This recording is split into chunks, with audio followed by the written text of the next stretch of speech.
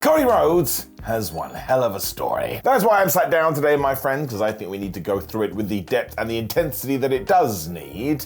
And look, if you stare at WWE at the moment, what is the whole company propped up on? Essentially, Cody Rhodes' story. The thing is, though, this isn't just propaganda to sell a pay-per-view premium live event and actually ties into Cody Rhodes' proper journey from undesirable to undeniable. When you do get into it, well, it's pretty darn impressive. So as it has been built into wrestling lore today, I thought we should investigate it, especially because the middle of the darn journey is when he made the bang and he returned to WWE. Now, it really did feel like Cody underlining his mega plans at this point, but when he did return to the company at WrestleMania 38 to take on Seth Rollins, your brain couldn't actually process what was happening, especially because he came out as the AEW version of the American Nightmare. You're just like, what the hell is happening? So all of this just felt impossible. There's also a very specific moment in that match where it looks like Cody's going to hit the final crossroads and get the 1-2-3, but before he does do that, he actually hits Dusty's flip-flop and thigh strike combo instead. That's when I think a lot of us went, this isn't the same guy that we saw before. The Raw following this event too is when he came to the ring with a mic in his hand and he laid it all on the line, because he was indeed going to talk about that time his father, Dusty Rhodes, was almost the WWF champion. This was way back when in September 26, 1977 in Madison Square Garden, and of course this led into Cody telling the story about him asking his father, Dad, I've seen this picture, which we were seeing on the screen, you're holding the championship, but you're not a champion, which is when poor Dusty had to say, well, let me tell you how wrestling works, there's a little thing called champion's advantage. I didn't win in the right way, and therefore while I held the title, wasn't actually mine. It was in this moment when he was barely 8 years old when Cody was like, damn it, father, I shall grow up and avenge this for you. And yes, this is when the more semantic wrestling fan puts their hand up and goes, well, if that was the case, why did he go to AEW? Methinks that's taking it a little bit too literally, and anyway, all plot holes were soon ignored by everybody because Cody got such a thunderous reaction on this episode of Raw that once again it was like, man, I think we got something here. The greatest part of all of this is that when he had left years prior, nobody thought this was the case at all. I mean, that's one of the reasons why he did leave WWE, because he was placed in a position where while deep down in his tootsie toes, he wanted to be the tippity top guy, but it was never going to happen. He'd hit his glass ceiling, and essentially he'd been pigeonholed. It also probably means that the audience were in love with this man now, because he had gone out there and he had shown all the work ethic, and he had shown all the passion, to the point now they could only see him as a main eventer. I'm sorry, but that's one of the damnedest coolest things ever. He'd also achieved the first step of his dream when he went on to beat Seth Rollins twice more. I'm sorry, WWE doesn't just do that to anybody. It was sending a message. This was doubly true, of course, because we then got to the Hell in a Cell incident, and every time we recount this, I can't even believe it flubbing happened. I mean, Cody went out there with a torn pec, and did you hear the reaction? If not, go and watch it now. When he removes his robe, because his damn pectoral looks like some kind of butcher meat, everybody in that arena goes, oh my gosh, because it was disgusting. So while the decision to allow him to compete was absolutely wild, it also put something else in your brain as we do construct this puzzle, where you were like, wow, not only is he a nice guy, not only is he a hard-working guy, but he's now a tough son of a ditch. What can't he do? I mean, if there was even a shed of doubt that he didn't have that in him, he proved them all wrong, because once again, his chest looked like it expired. I mean, can you even imagine the pain? And the answer is no, but once again, that was the point. There was no way that you were ever going to be able to empathize with this, so the sympathy just doubled and doubled and doubled. It also meant he was just going to wrestle until the wheels came off when he did make his triumphant return for the 2023 Royal Rumble. He threw Gunther out of there, and he was like, man, we've done it again, like Britney Spears. It's time to main event WrestleMania. And of course, when we got to that fateful night, he did lose. But I said at the time, and I'll say it again now, as long as he does or has won it at WrestleMania 40, then actually this was a very good storytelling device, because even though there was more naysayers going, oh, that's it, Rose is totally boned, that's not what happened at all. And in fact, as the weeks and days and months went by, people just fell in love with him even more. And that was yet more magic for the damn stool. He just knew how to connect with people, and once he connected with that first person, he was never going to stop. And look, I do understand that the finish is still a sore spot for many people, but actually just go and watch the match again and observe the meat and bones. That is a flabbing good pro wrestling contest. We also started to showcase a different side to WWE as a whole, because many times in the past, when somebody didn't win the big one, they would have been dragged, but as we've already touched upon, that didn't happen with Cody, and in fact, everybody behind him just doubled down on the thing, and they were going to will him to where they wanted to be.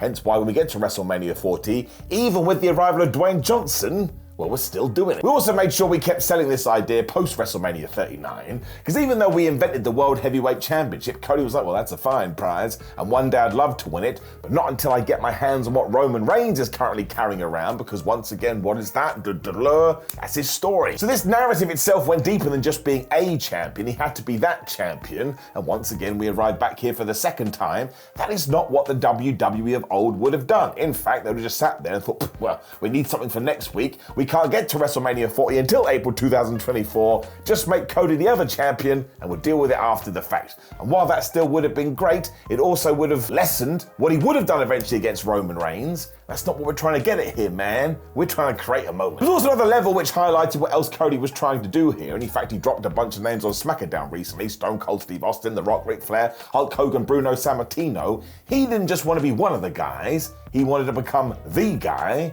or the face of the company. That's why he went and created this culture where people actually started to believe in every single thing that he said. And don't act like he did this with all of WWE's permission. I'm sure he's savvy to how things can go. Just go and watch any single post-pay-per-view premium live event press conference. Some of the things that come out of his mouth, he was both going against the company and doing a wink, wink, nudge, nudge to his ever-growing fan base. It really doesn't seem like anybody was going to waver though, because soon he was in a program with Brock Lesnar and he came out the other side of that smelling like flowers. When we put him with a tag team with Jey Uso, we allowed them to win the tag team titles, and the whole MO of this thing was, why don't you go out there and just have a bunch of fun? And sure, their wars with the Judgment Day did get a bit Groundhog Day after a while, but we have said this time and time again, when somebody is having a good time on the screen and it's genuine, that kind of emotion comes out and it smacks you right in the face, and all of a sudden, deep down your tum-tum, you start to warm to these individuals, because that's just how human beings work. What else it did, though, is that it humanized the man. We all know how important that is. It also justified all the faith that the company did have in him as a performer, because every single number and every single metric started going up. Attendance figures, ratings, merchandise sales. And even if you had a seed of doubt deep down in your ass that this wasn't the next guy, well, everything was telling you otherwise, so you might as well pull the trigger and go with it. Even when posed with the biggest test to all of this, which we have already mentioned once, but we'll mention it twice, he still found a way through. And of course, I'm talking about The Rock. Now, I did raise a lot of eyebrows, somewhat ironically, that The Rock did come back and decide, I think I want to fight you now, Roman Reigns, especially because this was coming off the back of Cody Rhodes winning 2 Royal Rumbles, and he pointed at the tribal chief. This was the guy. You can tell this was a last-minute shift too, because once again, I tell you to go and listen to all the interviews Cody Rhodes was doing prior to this. He was so damn confident that this was going to be the main event of WrestleMania 40. I don't think he would be doing that unless he had known. Word coming out the other end soon was that the idea behind this now was to turn Cody into a Daniel Bryan type babyface. And look, there's actually nothing wrong with that, apart from one asterisk. By this point, Cody Rhodes was well ahead of where Daniel Bryan was at the same time. Like we've already talked about, he was knocking on the door of being the damn #1 priority face of the company, dude. So I suppose in that sense, WWE did their job a little too well, because the weekend following this, Twitter and social media was awash with one single hashtag: we want Cody. And it got so out of hand that even The Rock went into work one day and said, look, we're not going to be able to fight this, we just have to go with it, which actually resulted in another great 2024 decision. Dwayne Johnson went back to being a heel, and everything he's done since has been totally fabu. Now, whether this was down to the fact that he did have an all-time run back in 2002 and 2003 as this character, and we were just doing it again, or if that persona just benefits being an asshole, it did mean we got to WrestleMania Night 1 where we had the biggest tag team match of all time, The Rock and Roman Reigns taking on Cody and Seth Rollins. And all of this does deserve praise because it did the one thing that any wrestling promotion wants to do, which is generate interest in the product. But what was the big conversation? Even when all the smoke cleared, Cody has to win. And listen, let's be honest here. Nobody was saying that when Cody first arrived in OVW back in 2007. Because while you may be used to the NXT Performance Center and how we do recruit new members and ensure they're ready for the main roster, Ohio Valley Wrestling was just like one of the weirdest proving grounds ever. He was on the main roster quite soon after this, mostly because of his last name, something Cody has talked about. And let's just go back to a promo that happened recently on Raw. Do you remember when he was facing off with Drew McIntyre and they talked about being former tag team champions? A lot of people were like, what, former tag team champions? I don't remember that at all. And of course you don't, because it was during a time when the tag team titles meant nothing. And this is the kind of environment Cody Rhodes found himself in. Are you sure about that? From there, he would grow a moustache, be told over and over and over again that he was going to win Money in the Bank, even though he never did, become the Intercontinental Champion. And the whole time, he was just trying to chip away at this company to tell them, listen, if you want me to be your next John Cena, I'm ready to take the ball. As we already know, they didn't think the same way. And there was so much to this as well, because he started wearing his gear that was just a little more reminiscent of someone like Nick Bockwinkel to get that across. And of course, when he became the IC champion, he said, hey, we should go back to the legendary Reggie Parks design. So that's what we did. So he could kind of tell that wrestling was not what it could or should be, and that maybe he should be the individual to go and sort all of this out. Which oddly ties into Gunther. Because back in 2010, within the WWE confines, it was just a totally different world. And if you want to say they weren't overly worried about the in-ring portion of proceedings, well, you'd certainly have an argument. This all changed when the likes of CM Punk and Daniel Bryan walked through the door, and why Triple H went out of his way to turn NXT into a bona fide WWE indie, and by the mid-2000s, the in-ring action had become so important, even John Cena was doing springboards. The wider industry also saw this benefit too, as New Japan Pro Wrestling became the #2 company in the world, and to tie it back into the Ring General, that's why he has held the Intercontinental title for so long, because we don't want to go back to the days when mid-card belts mean nothing. No, we're going to put as much importance on this as possible, and by doing so, we're going to make superstars in the process. You do jump back 14 years though, this was not happening, and this is what Cody was trying to do. He had like a megaphone going, hey man, look how good I am in the squared circle. Whereas people just wanted to hear somebody else cut a promo. It's not like Cody didn't understand this, because he tried every conceivable thing possible, but by the time he'd been given Stardust, which he also put 100% into, 2016 rolled around, he's like, listen, it's not going to happen here. I gotta leave. And let's not forget that the company did this without even worrying about it too, because we were operating in a different time. I mean, what was Cody gonna do? Do some indie performances and go to TNA? The powers that be didn't care. This also could come down to the fact that at the time, WWE didn't really know what they wanted the company to be. Now, of course, we were pushing Roman Reigns, but he would still be considered younger talent, and we had the Shield fighting over the WWE Championship. But on the flip side to that, you had Dean Ambrose being dressed up like the Mountie, you had Stephanie McMahon verbally running down Charlotte Flair and Mick Foley, and you had Kevin Owens being absolutely wrecked for the Universal title thanks to Goldberg. And there was never any payoffs here either, in the sense that Owens never even got a hint at revenge, whereas Stephanie, well, she never got any comeuppance from anyone. I mean, we didn't even go to the point where we had a WrestleMania match where one side was being managed by Mick Foley and the other was being managed by Stephanie McMahon. She would just shout at the former Mankind every single week. That was meant to be an ongoing story. 2017 also saw Jinder Mahal become the WWE champion, which had the potential to be perfectly fine when you found out the only reason we were doing this was because it was a marketing ploy and WWE wanted to expand in India. I mean, that ain't the best player to do any kind of booking. It's even worse because he was losing on house shows to Big Show before this. And before you go, well, Simon, it was the Big Show. Well, no, it wasn't, because Jinder was teaming up with Titus O'Neil, and those two, well, they still suffered the loss. So it essentially meant that one day Vince McMahon woke up and decided, yes, that's what I should do in order to grow my business, which kind of tied into Cody Rhodes' point. He could keep trying and he could keep working and he could keep hustling, but unless one day Vince had a dream about him, it's probably never going to happen. The real mystery is that WWE weren't blind to this either, because a certain match in 2013 had opened people's eyes, but once again we never capitalized on it. And this was when he and Brother Goldust were teaming up to take on the Shield, and we had massive stakes here. If you don't win, you're going to be fired from the WWE, but if you do get the victory, you can have your jobs back. So when Cody hit the crossroads to get the win, fans totally lost it, because once again they had invested, and just when it looked like we were going to use this as a platform, well, we just went back to what we had been doing. It was almost like this match never happened. Instead, it was Stephanie McMahon who was backstage one day and looked at him and said, why don't you start dressing up like your brother? Which is when Stardust was born. Now, you really can't fault Cody for this, because he really did throw himself into the character. This actually unveiled a brand new side to his personality that maybe we hadn't seen before, but we would see a lot later. He's a flippin' team player. Once again though, he just presumed that if I do an amazing job with this, that big push will be coming my way. So you want me to be Stardust? I'll be the best band Stardust ever. Of course, a feud with Dustin started soon after this, and in February 2015 at the Fastlane pay-per-view, well, they didn't have the best old match, but there was something else to this, because on Raw the next night during the Fallout show, future wife Brandy Rhodes interviewed Stardust. He had some interesting things to say. Because Cody started to talk about the fact that he was hungry, but he wasn't able to get any food, because stars from the Attitude Era were getting in the way. Maybe, just maybe, they were holding the current generation down. He wasn't wrong either, because once again, WWE was having a personality problem at this time, because they absolutely loved going back to the mid-90s. It's why that whole Triple H versus Undertaker WrestleMania program was built on the premise that I'm going to look at you, and you're going to look at me. And by proxy, that almost stated, we don't need to talk about anyone at the back, because who would want to fight them? And you only have to watch Rhodes' early AEW promos to show that he did have a major gripe with this. And if you can believe it, all of this probably could have been averted if WWE hadn't gone and lied. Because during that year's WrestleMania, he was told in no uncertain terms, we're going to be done with the Stardust character and we are going to relaunch you as Cody Rhodes, to the point Cody went and got new theme music done and he bought new gear. He also started to tease this on social media, and you can still see some of those tweets and posts right now, when one day, once again, Vince McMahon did wake up and he totally changed his mind. There was no reason, no context, no nothing. Cody understandably was really annoyed about this and once again took to the internet to kind of slag off some of the writers. And while he did delete those tweets, well, yes, you can still find them today. There was a certain irony to this as well, because these people had been writing these words and it never really came up with anything that connected with the crowd.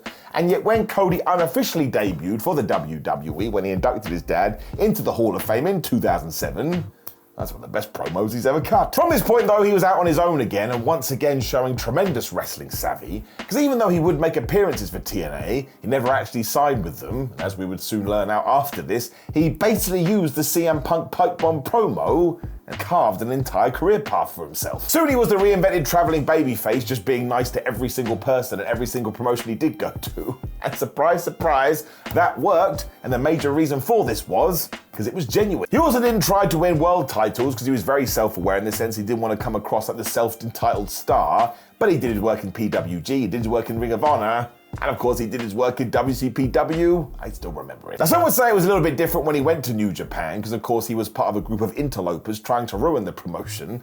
But this is when he tapped into a different side of his personality, the yes, I know I'm a jock jackass, but I'm just going to walk around and be a massive jock jackass. He put all of that character into the Being the Elite series too, when he really started to mess with hardcore wrestling fans who absolutely love the Bullet Club, because he just rocked up one day and thought, you know what, we should change the t-shirts and we should change the logo. This was also during the time when he was trying to start a damn infighting war when it came to the Bullet Club, when he revealed all of this, and it was essentially the same design, but now it had blonde hair. And people were so damn frustrated, he knew what he was doing. It also meant that he had to start jumping from babyface to heel, but he proved once again he was able to do that too, especially when he understood the situation. When he was on the pulse enough to cook the Disco Inferno on Twitter, much to the grins of many a people, but on the other side, he was tapping into what fans were terrified about it the most and going, maybe I'll do it. At this point, Cody had made such a noise, he had garnered the attention of Tony Khan, as had Kenny Omega, the Young Bucks, and of course Chris Jericho, who was a free agent at the time. And let's not be silly here, they were all massively important to the creation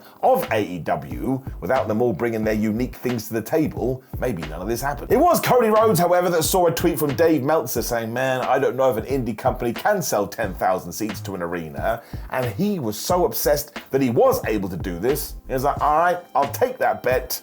That's when we moved to All In 2018. I mean, the Young Bucks themselves in their autobiography even have a whole passage when they talk about the fact, yeah, we were into the idea, but it was Cody that wanted to run wild with it. And when they filled that building in Chicago, forget about it. We had planted that seed. If anybody was going to make sure it grew into a flower, it was the American Nightmare. Even when you do go back to that pay-per-view itself, you could argue that it is Cody's match that stands out the most, because not only was he focusing on a championship in the NWA title, but he was also invoking emotion when it came to his family, and when he beat Nick Aldis with the most devastating move in all of sports entertainment, the surprise roll-up, people reacted not because they'd seen a guy win and a guy lose, it's because they bought into the whole thing. I mean, seriously, like Kenny Omega versus Penta is still amazing, but we have seen so many of those matches now in 2024, it's just called the law of diminishing returns. But because Cody was focusing on storytelling and family, well, some ideals just live forever. If anybody from WWE was watching, surely by this point they were like, oh man, we've made a massive mistake, which was also true away from the wrestling ring. Once again during that weekend when the Starcast was on, he was regaling fans with tales and stories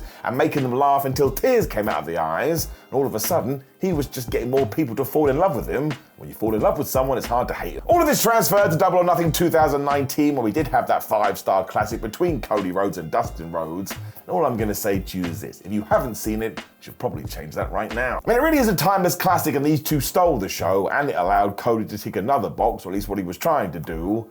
He was going to leave the wrestling business better than he found it. His following feud with Shawn Spears kept the momentum up, and when AEW Dynamite was born into this world, what was the program that we were kind of using as the concrete and the foundation? It was for the AEW World Championship. It was Chris Jericho versus Cody Rhodes. This is where All Elite Wrestling really did feel like a different product too, because everything we did here just set the world on fire. I mean, the angles were hot, the brawls felt intense. When we tried to land humor, it actually worked. The training video of Rhodes getting ready for Full Gear 2019 is the most sports-based thing you've ever seen. It was great. And there is some irony here in the fact that over on the other show, Kofi Kingston was being squashed by Brock Lesnar, but that's another video for a different time. And when all of this was done, where did Cody go next? MJF. The plan here was to establish Maxwell Jacob Friedman as one of the guys of the company, and it came off the back that Cody had lost his stipulation, but now he's never going to be able to fight for the AEW World title. Ruh-roh. He was still balls to the walls in ensuring that we were going to make new stars, though, when the universe came to a halt and the damn pandemic arrived. It almost wrecked everything, but Cody continued to find ways to make sure he put people on a pedestal,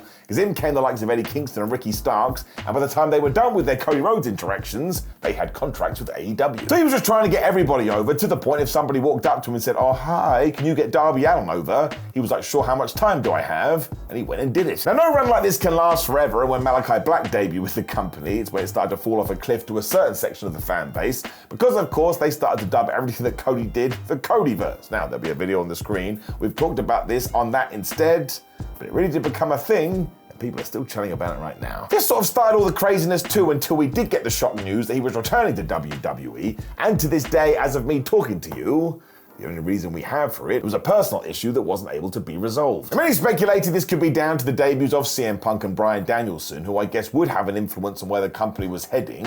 And maybe that's what Cody wanted more than anything. He felt like he did have his fingers in all the pies, and now it's slipping away from him. And I can understand that too, because you can see Cody's influence all over the show. I mean, go and compare WWE Sting to AEW Sting. It's night and flipping day. Before we do move on from this too, we have to remember it is still mad that AEW exists to begin with. Because if you go back 20 years when WCW closed its doors, nobody thought this was ever going to be possible again. The door just seemed like it was completely shut, although there is a version of this story, there's that word again, where Cody Rhodes believed to such a degree, he just decided he was going to make it happen, he bet on himself, the answers speak for themselves. And I'm not saying this to undermine the team effort. For example, if John Moxley doesn't turn up, who the hell knows where AEW does end up. But without Cody going, guys, we can do it, well, we'll never know. Because after the fact they had put 10,000 people in the building, it was the American Nightmare that was also like, well, maybe we could do a weekly TV show. And look where we are now in 2024. Now, of course, it helps because once again across the pond, Roman Reigns was being dumped in dog food, which was the main angle.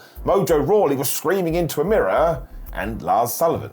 That's it too, we don't need other words, just Lars Sullivan. Now, of course, before Cody did return, WWE had already turned this tide, they were becoming hotter than ever. But if you want to brand this new era with something, it was that day he came back at WrestleMania 38, because it just got so many people going, well, I didn't think this was going to happen, so what else is possible? I mean, don't forget, this was the AEW version of his character, and nobody was expecting that. He had the theme music and everything. These days he is on top of the whole place, so of course if you want to walk in here right now and say, my gosh, he got to the tippity top of 2 different promotions, yeah, he did. He achieved it all. And that really is part of the story and why fans want him to see the big one. Everybody can witness how much effort he's put in, so now we want him to get the rewards. It means even if he wasn't able to close this specific chapter of the book, and he definitely is going to be able to, he has still already told such a wonderful story, and one that we can be all inspired by too.